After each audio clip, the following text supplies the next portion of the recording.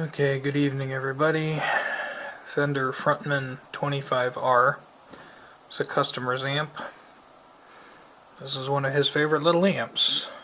There's more than one of them. But this one is obviously not working.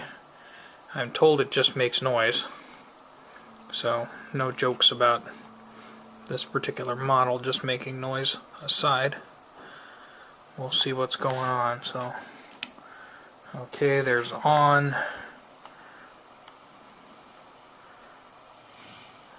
Okay, so the normal volume, you can hear it hiss when I maximize it out. Switch to the gain channel here. Okay, so that sounds like normal stuff. So let's just plug a cable into our input jack. And I do that. And it just goes buzz, buzz, buzz, buzz, buzz. And this jack kind of loose and wiggly. Let's see. You can probably hear that.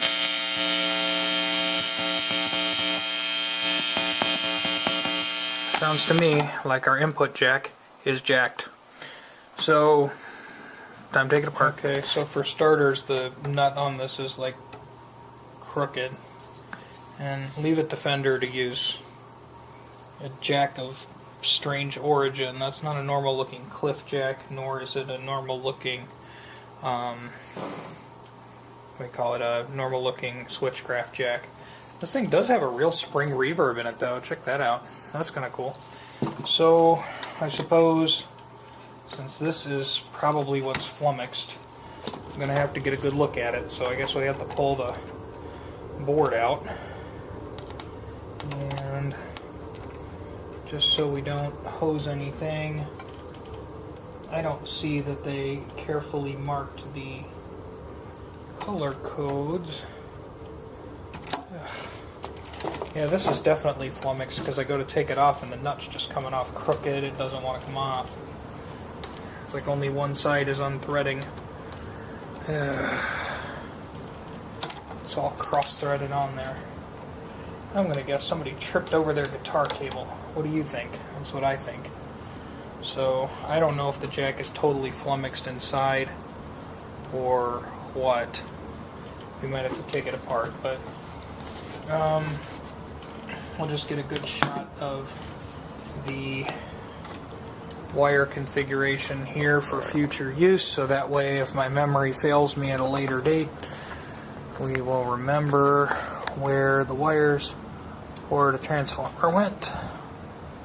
Here's our top edge. So let's see if I can get that on camera so we can see it okay.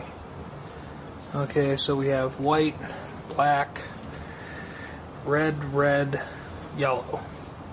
So, I'm sorry, white, black, red, yellow. Okay. Oh, and then the speaker wires come up front here too. Wonderful. So those are the speaker wires up there. Now, we'll take a photo. Okay, so here's a close-up shot. I just flipped the board over. This ground reference for your cable is, this pad is kind of popped loose off the board. The solder joint's all whacked. And where the pad is supposed to connect to the ground, which this whole big copper mess is the ground. So why the world did they just do these little bitty traces from here to there? I'll never know. But, yeah, so I think we're going to do similar to what we did with that Porta Studio. We'll do a little scraping here and we'll see if we can open up some copper over here and, you know, scrape back something here and see if we can get that to solder down there. The rest of the points on this pad seem okay. This front is just wiggly as heck because it's not connected to anything. This pad is loose. Okay, go ahead and say it. I know you want to. The bigger the blob, the better the job. So I scraped, this is all ground plane around here, so I scraped out some area here and just extended that all on there so we have that whole thing sticking down there. It's obviously not as wiggly and now it should have a ground. So if this jack is not shot inside, we should be okay. If the jack is shot inside, now then we're going to be pulling it off and putting it in a switchcraft. Okay, so I've just flipped the circuit board back into the amp here, and I plugged in the headphones down here in the headphone jack. That way I don't need to plug the speaker in, and I've got it on the clean channel. You just have to take my word that I can hear it. Let me give you the headphones, see if you can hear it. So you can hear that?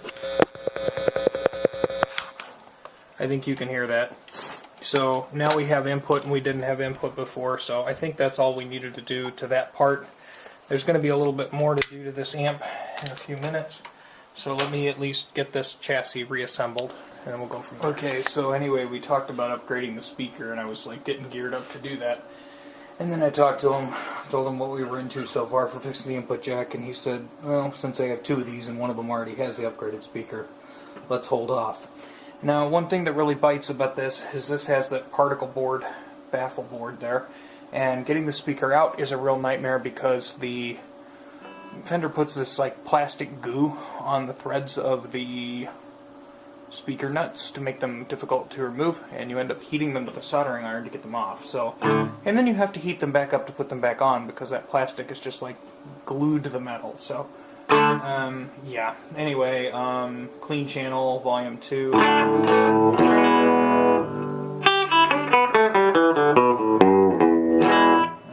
let's see if the reverb works. We'll just put it up to like 5. Oh yeah, that works just fine. Bass to 0.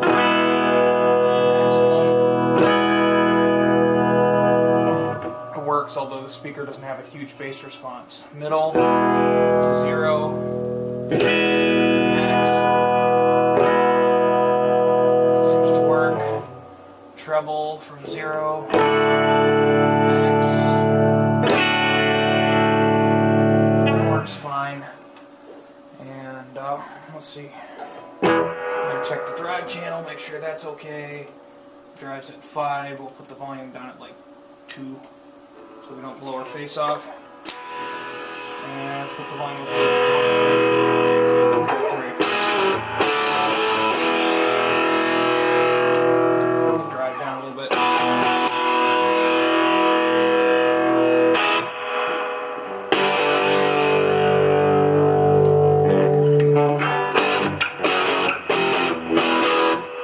Okay, so this is definitely not a tone demonstration. This is just, let's see, to make sure everything worked, and it does, so victory is ours. Thanks for watching. Have a good night.